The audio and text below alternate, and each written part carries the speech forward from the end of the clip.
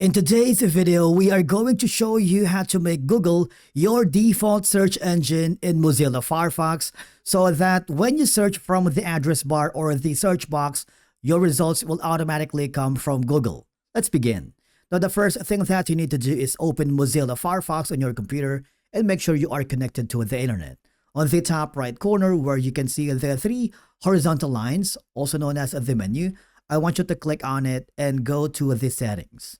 In the left side area of the navigation, I want you to click the search. Now there is a drop down menu, and from here you can simply choose your default search engine.